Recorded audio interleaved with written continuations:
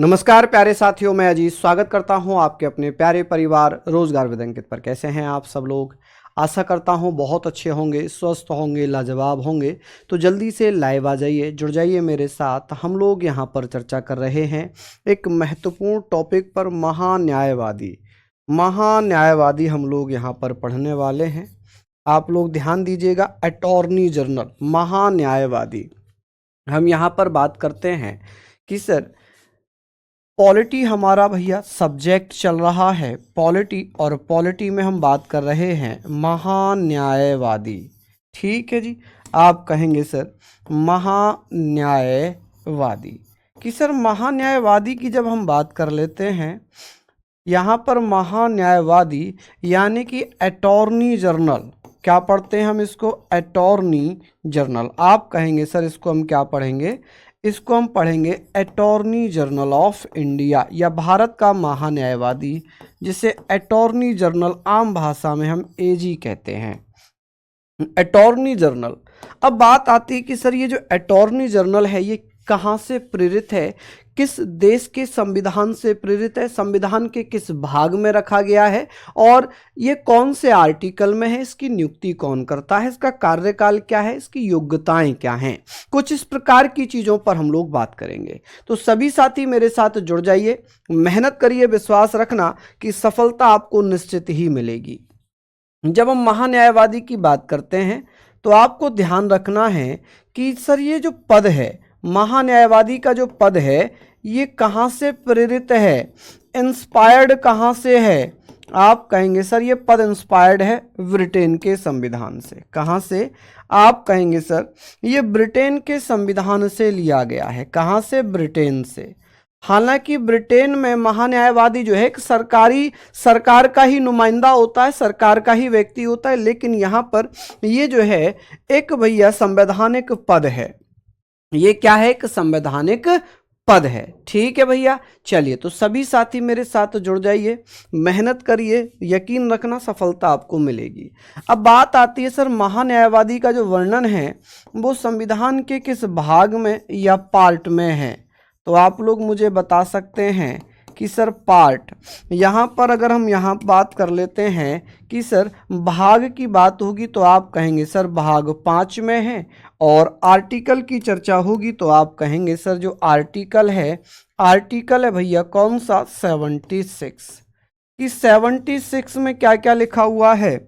76 में लिखा है महान्यायवादी की नियुक्ति क्या है, योग्यताएं क्या हैं। हालांकि योग्यताओं का प्रावधान दिया ही नहीं है, बस ये लिखा है कि ऐसा व्यक्ति जो सुप्रीम कोर्ट में जज बनने लायक हो, जिसे कानून की अच्छी समझ हो, उसे राष्ट्रपति महान्यायवादी के पद पर नियुक्त कर देते हैं। चलिए यहाँ पर हम सारी चीज़ों को पढ़ेंगे, सारे पॉइंट पर हम लोग कवर करते हुए चलेंगे कि सर ये बताइए इसी में क्या लिखा हुआ है? महान्यायवादी की नियुक्ति। कि भैया महान्यायवादी की जो नियुक्ति है, ये नियुक्ति किसके द्वारा की जाती है, अपॉइंटमेंट किसके द्वारा की जाती है? चलिए बता दीजिए। आप कहेंगे सर अपॉइंटमेंट। ठीक है, कि महान्यायवादी की जो नियुक्ति है ये नियुक्ति किसके द्वारा की जाती है?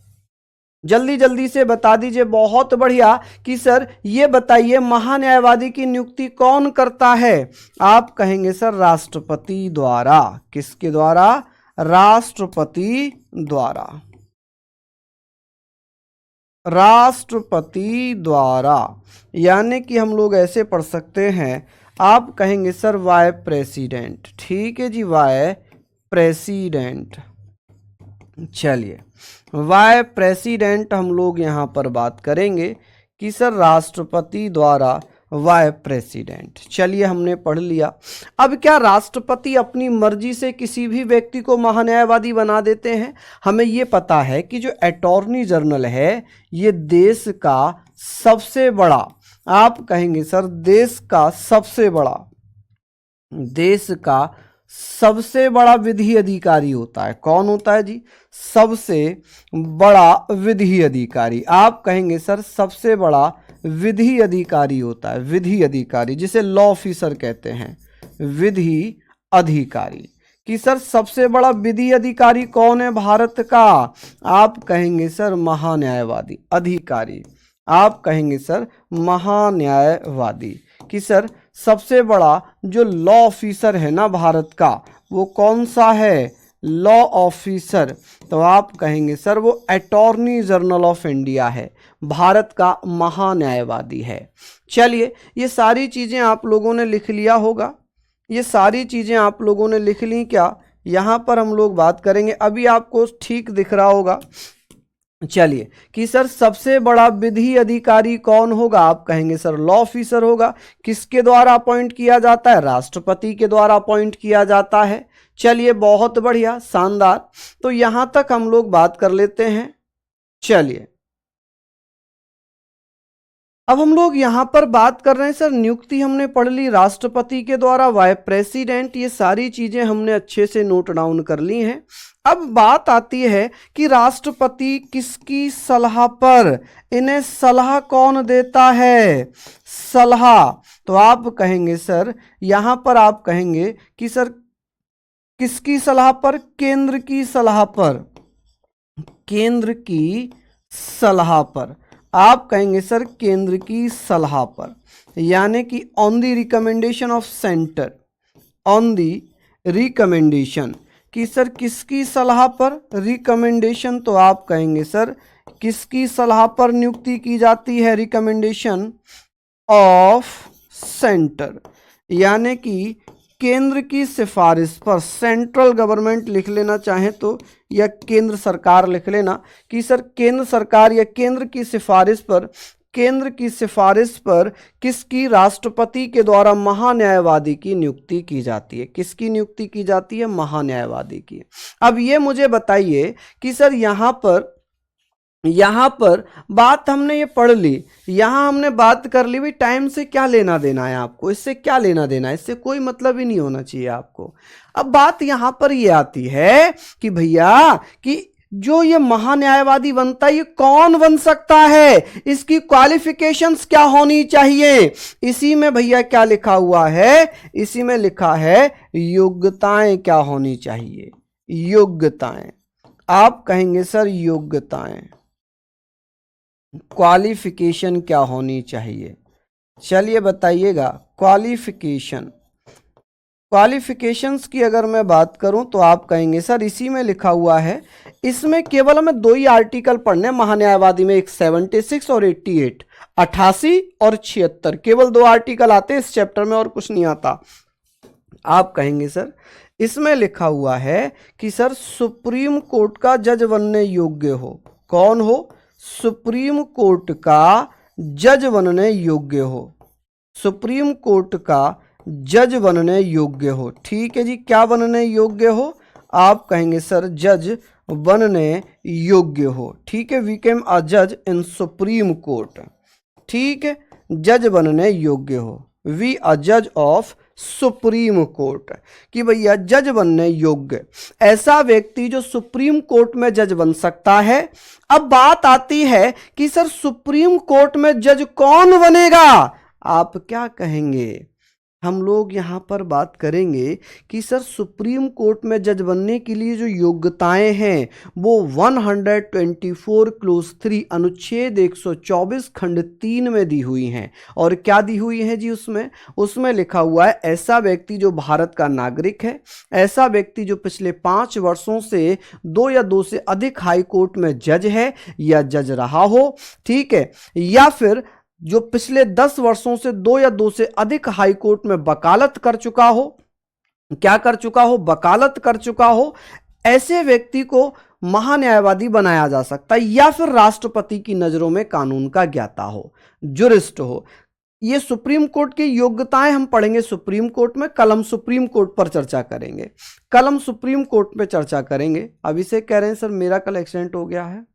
अरे भैया ध्यान रखो बच्चे, ध्यान रखो, बहुत संभल के चलने की आवश्यकता है आज की डेट में। मान लो आप कैसे चल रहे हो, कोई कैसे चल रहा है, तो वो दिक्कत है। चलिए, बहुत बढ़िया स्वरूप चौधरी जी, धन्यवाद, धन्यवाद भैया। चलिए, बहुत बढ़िया। भैया 470 आर्टिकल हैं, नो डाउट, कोई डाउट नहीं है उसमें, कोई डाउट नहीं है, 470 आर्टिकल हैं और अब तो प्लस हो गए हैं, कोई डाउट नहीं है, ठीक है। तो उसको डाउट मत मानना आप, ठीक है।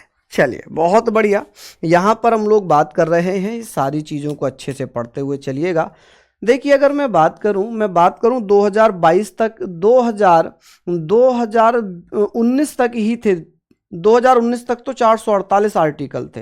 मैं बात करूं जनवरी 2025 तक तो लगभग 470, माफ़ी चाहूँगा, 2019 तक 448 के आर्टिकल थे, 448 448, और जनवरी 2025 तक लगभग 470 प्लस अनुच्छेद हो गए, ठीक है। यहां पर हमने लिख लिया कि सर सुप्रीम कोर्ट का जज बनने की योग्यताएं अनुच्छेद 124 खंड 3 में लिखी हुई हैं, ठीक है, 3 में लिखी हुई हैं। यहां तक आप लोग पढ़ लेंगे, समझ गए आप लोग।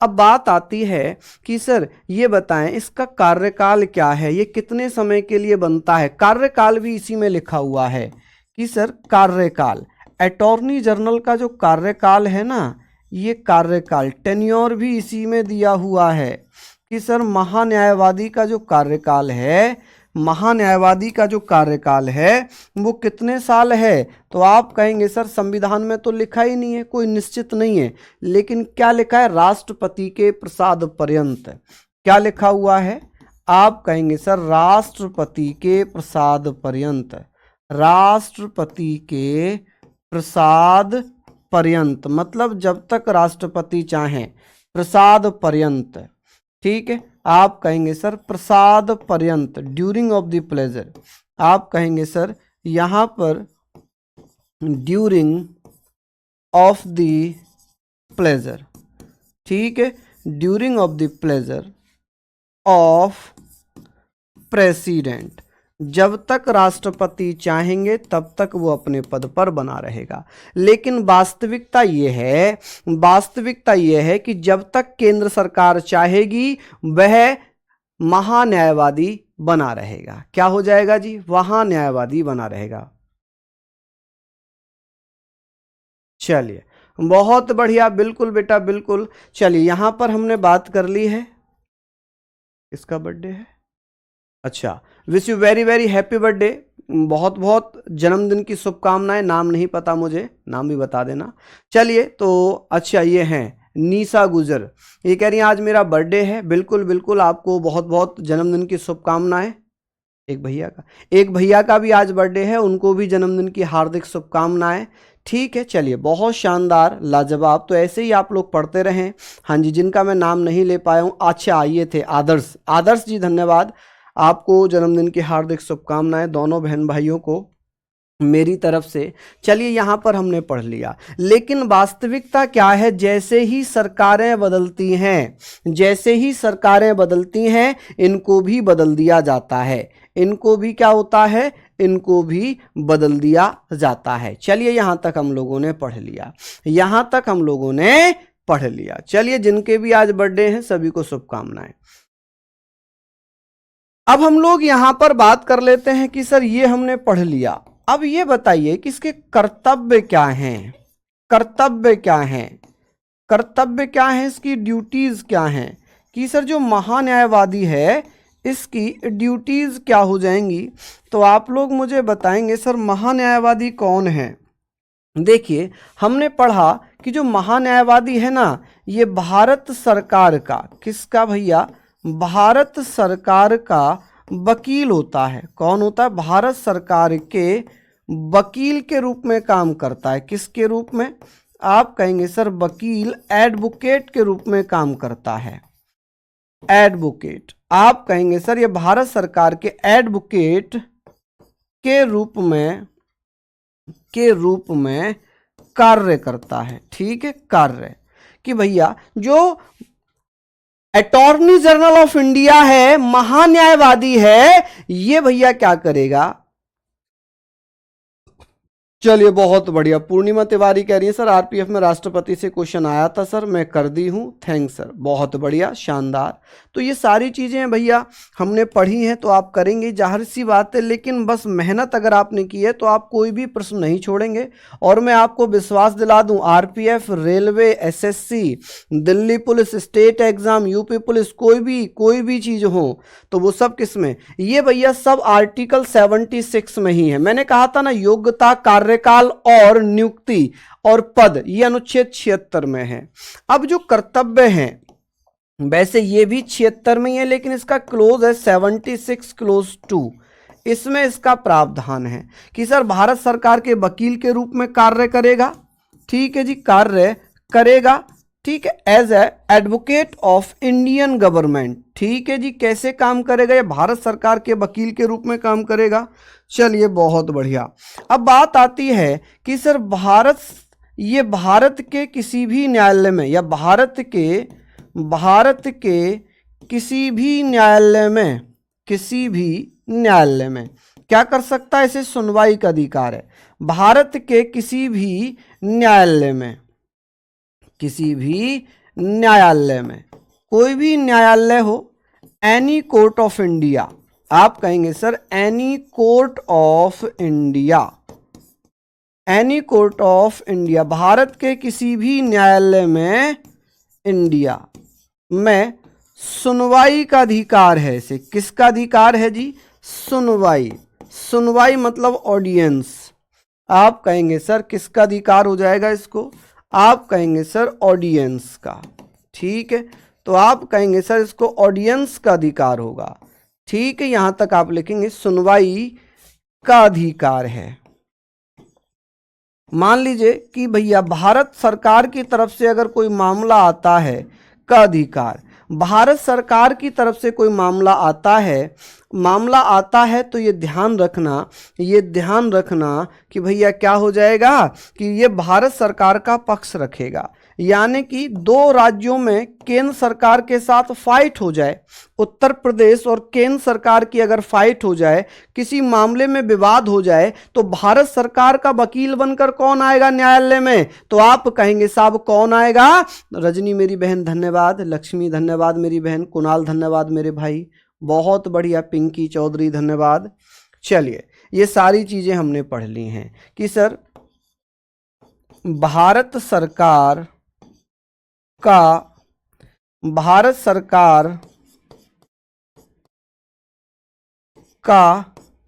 पक्ष, साइड, कि भारत सरकार का पक्ष या साइड रखने के लिए किस में आएगा, तो आप कहेंगे सर ये भारत सरकार का पक्ष किसी भी न्यायालय में रख सकता है, किसी भी न्यायालय में रख सकता है, भारत के किसी भी न्यायालय में ये भारत सरकार का पक्ष रख सकता है।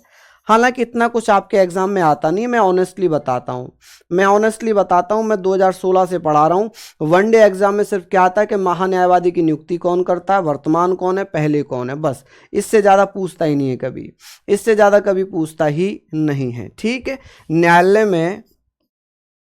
में रखेगा, भारत सरकार का पक्ष किसी भी न्यायालय में रखने का अधिकार होगा, रखने का अधिकार। अब आप कहोगे सर फिर जब ये क्यों आता नहीं है तो क्यों लिखवा रहे हो, कभी कभी भैया अगर पूछ ले, आपसे पूछे कि भाई आप पॉलिटी पढ़े हो, बताओ महान्यायवादी के क्या काम है, तो फिर जब आपको पता ही नहीं होंगे तो कैसे बता पाओगे, नहीं बता पाओगे। चलिए ये हमने पढ़ लिया, इतना ही आप लोग लिखें, एक नोट लिखना कि महान्यायवादी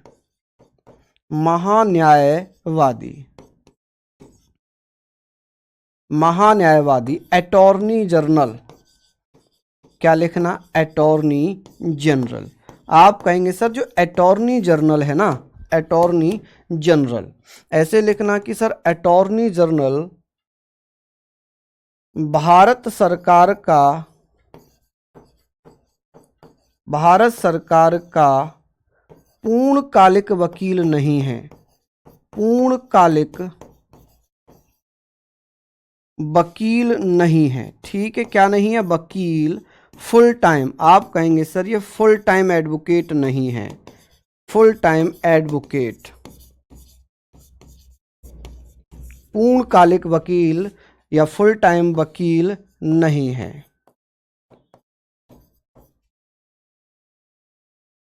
इसलिए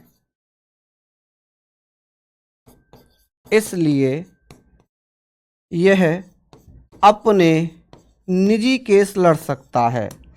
अपने निजी केस, जो इसके पर्सनल केसेस होंगे, निजी केस, जो इसके निजी केस होंगे ना, निजी केसेस लड़ सकता है, प्रैक्टिस कर सकता है। क्या कर सकता है जी? प्रैक्टिस कर सकता है। चलिए, केस लड़ सकता है, प्रैक्टिस कर सकता है, वकालत कर सकता है, ठीक है। लेकिन ऐसे कोई भी केस नहीं लड़ेगा जो भारत सरकार के अगेंस्ट होंगे, जो भारत सरकार के खिलाफ होंगे। चलिए, बहुत बढ़िया। मैं सुमित के सुझाव से सहमत हूं। सुमित ने कहा है कि भैया पढ़ाते समय किसी के भी कमेंट मत पढ़ा करिए, डिस्टर्ब होता है। ठीक है, ठीक है, चलिए, बहुत शानदार। मैं नहीं पढ़ूंगा जी कमेंट, अब कोई मुझे लगेगा इंपॉर्टेंट है तब पढ़ेंगे। विकास सैन कह रहे हैं सर आप बहुत अच्छा पढ़ाते हो, मैंने से कोचिंग की थी और उन्होंने 12,000 भी लिए और कोर्स भी पूरा नहीं किया। कोई बात नहीं माय डियर, हम आपके लिए खड़े तो हैं, यहाँ पर सारी चीज़ें पढ़ाएंगे, आपको परेशान होने की आवश्यकता नहीं है। तो ये सारी चीज़ें आप लोगों ने लिख लिया। चलिए, बहुत बढ़िया, आगे बात कर लेते हैं। यहाँ तक हमने पढ़ लिया। अब ये बताइए, ये आप लोग बताइए कि सर ये महान्यायवादी है, महान्यायवादी, ये बताएंगे सर इसकी सहायता के लिए या एक आर्टिकल और पहले करा देता हूँ। मैंने कहा था ना कि हम 2 आर्टिकल इसमें पढ़ेंगे। आर्टिकल 88 में क्या लिखा है? इसमें लिखा है कि महान्यायवादी संसद की कार्यवाही में हिस्सा ले सकता है, विचार व्यक्त कर सकता है, लेकिन उसे वोट देने का अधिकार नहीं है।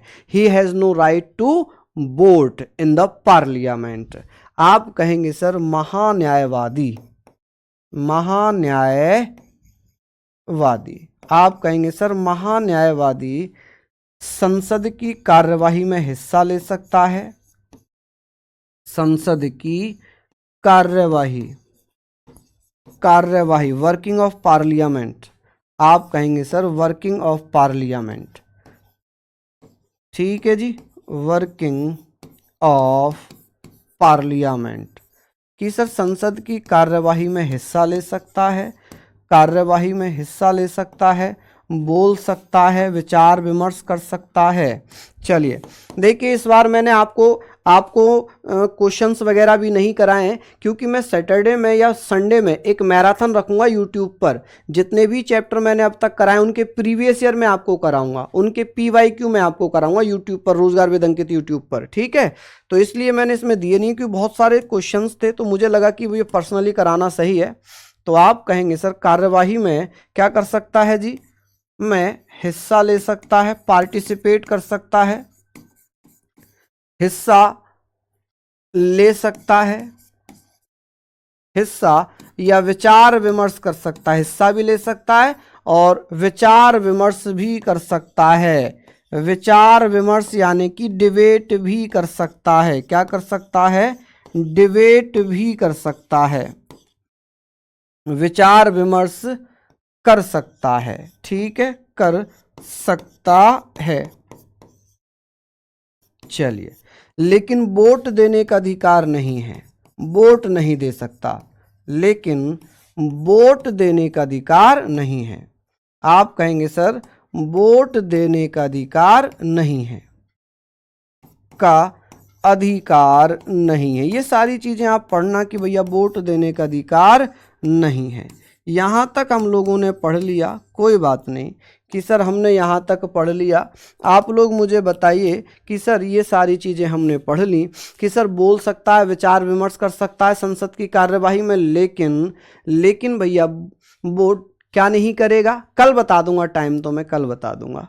चलिए, हमने यहाँ पर पढ़ लिया कि सर वो महान्यायवादी अटॉर्नी जनरल संसद की कार्यवाही, वर्किंग ऑफ पार्लियामेंट में क्या कर सकता है, हिस्सा ले सकता है, विचार विमर्श कर सकता है, लेकिन वोट नहीं दे सकता। चलिए अब बात आती है कि सर हमारे देश में 28 राज्य हैं और 8 केंद्र शासित प्रदेश हैं, 8 केंद्र शासित प्रदेश हैं। अब हम लोग यहां पर बात करेंगे,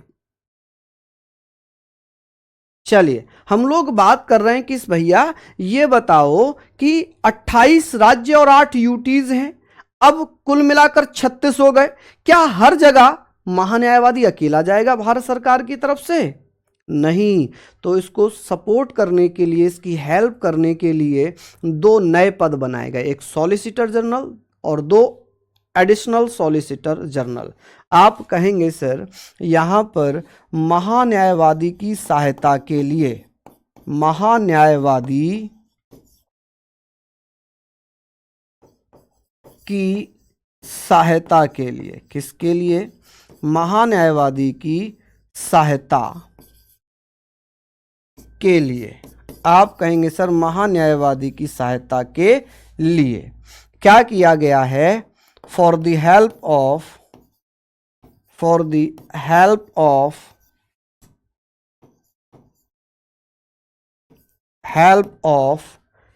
अटॉर्नी जनरल,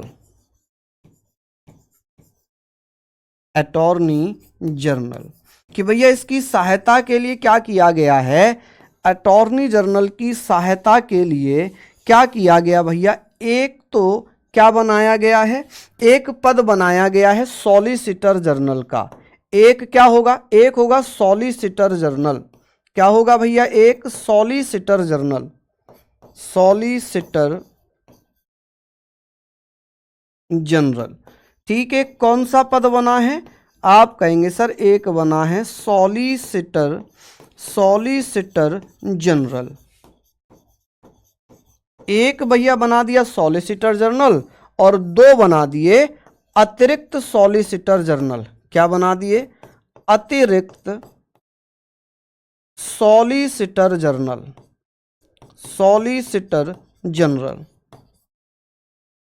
जनरल। ठीक है जी, सॉलिसिटर जनरल। चलिए यहां पर हम लोग बात करेंगे अतिरिक्त सॉलिसिटर जनरल, आज जिसे हम क्या बोलते हैं? आप कहेंगे सर एडिशनल, आप कहेंगे sir additional solicitor general, solicitor general. चलिए यहां पर हम लोग बात कर लेते हैं इसके बारे में। अब ये बताइए कि भारत के पहले महान्यायवादी कौन थे? बताएंगे सर फर्स्ट अटॉर्नी जनरल, प्रथम महान्यायवादी कौन थे? महान्यायवादी, कि भैया भारत के पहले महान्यायवादी फर्स्ट अटॉर्नी जनरल कौन थे? जल्दी जल्दी से बताइए कि भारत के पहले महान्यायवादी कौन थे? Attorney general.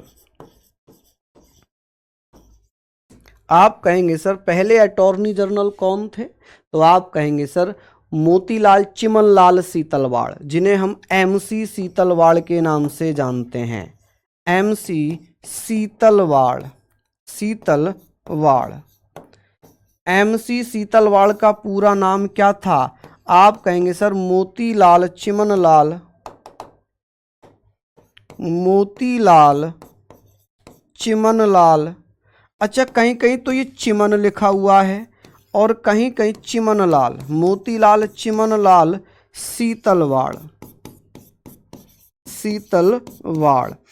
क्योंकि इसको कहीं कहीं ना ऐसे भी लिखा हुआ है चिम्मनलाल, चिम्मनलाल, कहीं कहीं ऐसे चिम्मनलाल लिखा है, जो कि ये नहीं होगा, यही होगा चिम्मनलाल सीतलवाड़। चलिए ये कब से कब तक रहे थे? सबसे लंबा, जो सबसे लंबा कार्यकाल है ना इन्हीं का रहा, सबसे लंबे समय तक, सबसे लंबे समय तक, सबसे लंबे समय तक। ठीक है, सबसे लंबा कार्यकाल किसका रहा है? तो इन्हीं का रहा है। ठीक है, सॉलिसिटर जनरल अनुच्छेद 76 में नहीं आता है, केवल मैंने कहा ना कि सर महान्यायवादी का ही पद जो है वो ही केवल संविधान में है, ये संविधान में नहीं है। मैं इनको बता दूं कि भैया ये संविधान में नहीं है, दोनों ही पद संविधान में नहीं है। एडिशनल सॉलिसिटर जनरल संविधान में यानी कि कॉन्स्टिट्यूशन में नहीं है। आप कहेंगे सर ये दोनों ही पद कॉन्स्टिट्यूशन में नहीं है, में नहीं है, नहीं है, नॉट इन कॉन्स्टिट्यूशन। ना तो ये वाला पद है और ना ही ये वाला पद है, कि ये दोनों ही पद संविधान में नहीं है। संविधान में केवल क्या लिखा हुआ है? संविधान में केवल लिखा हुआ है कौन सा? संविधान में केवल लिखा हुआ है महान्यायवादी। केवल महान्यायवादी पद संवैधानिक है और ये संवैधानिक नहीं है, इन्हें बाद में बनाया गया है। ठीक है जी, चलिए यहां पर हमने लिख लिया। बताइए वर्तमान महान्यायवादी कौन है? वर्तमान महान्यायवादी, वर्तमान महान्यायवादी, वर्तमान महान्यायवादी अटॉर्नी जनरल। आप मुझे बताइएगा सर वर्तमान में अटॉर्नी जनरल कौन होंगे? चलिए जल्दी से बता दीजिए। आप कहेंगे सर वर्तमान महान्यायवादी हैं are Venkat Ramani, are Venkat Ramani, Ramani, are Venkat रमणी। ठीक है जी, ये भैया 2018 से अब तक महान्यायवादी हैं। क्या है जी? वर्तमान में आर वेंकट रमणी। के वेणुगोपाल तो कब के रिटायर हो गए? हाँ जी, ये 2018 से हैं भैया। के वेणुगोपाल तो 2018 में रिटायर हो गए थे। ठीक है जी, चलिए बहुत बढ़िया, यहां पर हमने लिख लिया ये सारी चीजें। अब बात आती है कि सर वर्तमान सॉलिसिटर जनरल कौन है और पहले सॉलिसिटर जनरल कौन थे? चलिए ये पद इसलिए बना ताकि जो भारत सरकार है उसके अगर किसी से पंगे होते हैं, झगड़े होते हैं, मतभेद होते हैं या भारत सरकार का कोई पक्ष रखा जाता है तो यही जाएगा। मान लो विदेशों में भी अगर भारत सरकार का कोई पक्ष रखता है कानूनी रूप से तो महान्यायवादी रखता है, महान्यायवादी रखता है।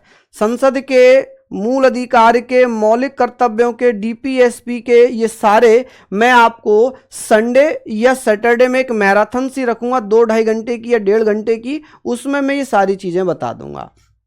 बिंदु एक बच्ची है श्वेता सिंह, वो कह रही है अनुच्छेद 105 क्या है? अनुच्छेद 105 में लिखा हुआ है कि जिस प्रकार संसद सदस्यों को विशेष अधिकार मिले हुए हैं उसी प्रकार से महान्यायवादी को भी अनुच्छेद 105 में विशेष अधिकार मिले हुए हैं, स्पेशल राइट।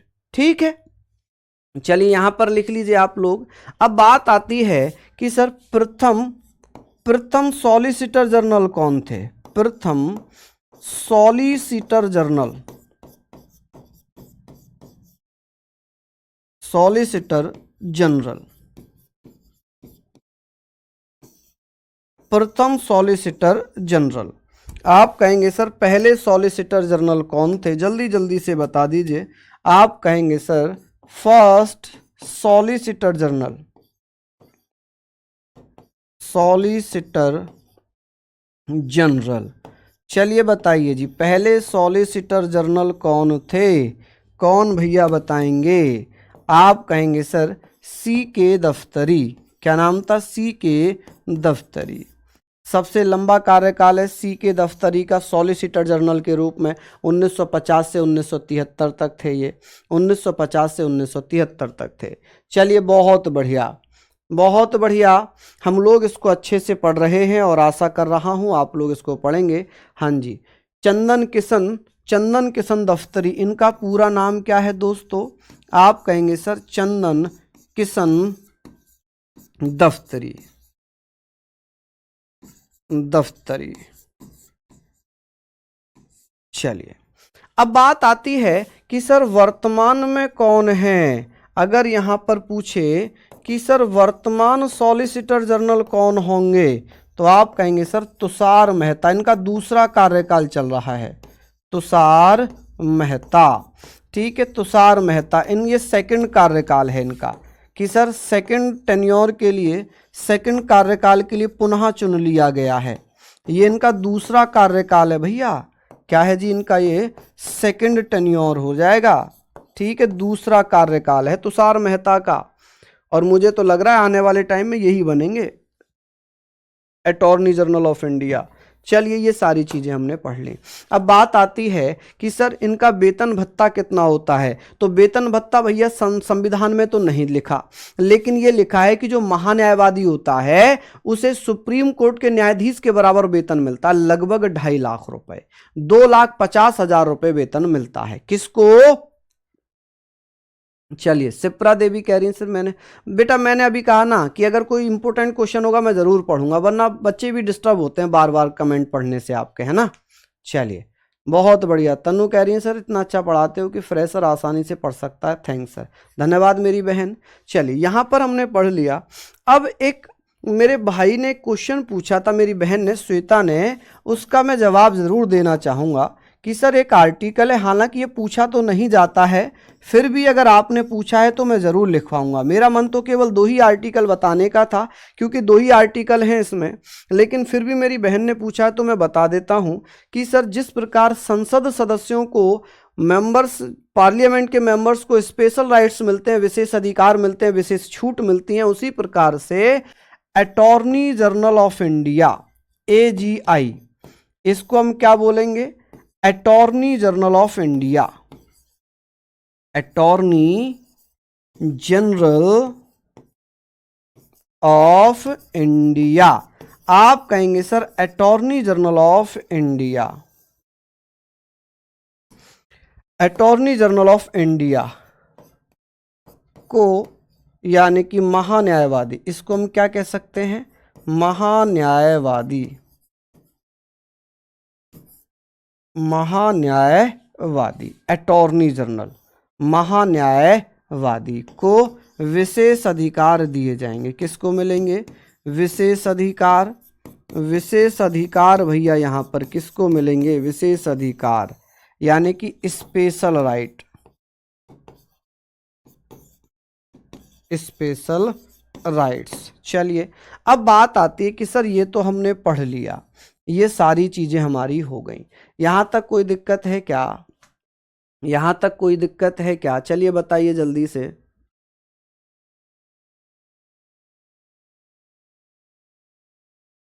चलिए बहुत बढ़िया, शानदार, लाजवाब, ऋषि सैनी। चलिए बहुत बढ़िया मेरी बहन, यहाँ तक आपने पढ़ा सारी चीज़ों को अच्छे से, मेहनत से। ये पूरा चैप्टर था, ये छोटा सा ही चैप्टर। जर्नल गलत लिख दिया क्या मैंने? जनरल, ओके ओके ओके, माफ़ी चाहूँगा, माफ़ी चाहूँगा, माफ़ी चाहूँगा जी। चलिए चलिए ये हमने पढ़ लिया, ठीक है। तो कोई दिक्कत मुझे नहीं लग रही यहाँ पर कोई होगी आप लोगों को। भैया इनकी नियुक्ति भी, सॉलिसिटर जनरल की नियुक्ति भी राष्ट्रपति महोदय ही करते हैं।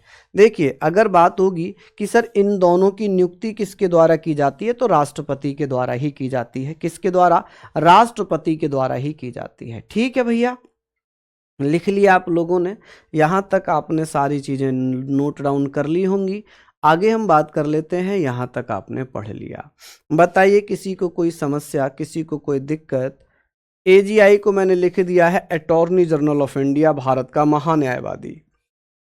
ठीक है, तो ये थी आज आपकी एक छोटी सी क्लास, जिसमें एक छोटा सा टॉपिक हमारा था। कल बड़ा टॉपिक है सुप्रीम कोर्ट, तो 2 क्लासेस में जाएगा सुप्रीम कोर्ट, कल पढ़ेंगे, है ना। सुप्रीम कोर्ट हम कल पढ़ेंगे। चलिए हाँ जी, सुप्रीम कोर्ट में हम कल पढ़ेंगे, थोड़ा बड़ा चैप्टर है, ये तो छोटा सा चैप्टर था, मैं सीक्वेंस वाइज लेकर चल रहा हूँ आपको। ठीक है, जैसे भाग 5 चल रहा है अभी, तो भाग 5 में हमने पहले राष्ट्रपति पढ़ा था, फिर उपराष्ट्रपति पढ़ा था, फिर लोकसभा पढ़ी, राज्यसभा पढ़ी, आज हमने महान्यायवादी पढ़ लिया। कल हम सुप्रीम कोर्ट पढ़ेंगे, कल ख़त्म होगा नहीं, मंडे में भी सुप्रीम कोर्ट चलेगा। उसके बाद ट्यूसडे में फिर भाग 5 में ही हम पढ़ेंगे किसको? हम पढ़ेंगे कंट्रोलर एंड ऑडिटर जनरल, नियंत्रक एवं महालेखा परीक्षक। ठीक है जी, नियंत्रक एवं महालेखा परीक्षक परवीन वर्मा जी। तो सभी को बहुत बहुत धन्यवाद, सभी को बहुत बहुत धन्यवाद। चलिए फिर मिलेंगे आप लोगों से कल इसी समय, तब तक के लिए जय हिंद, जय भारत।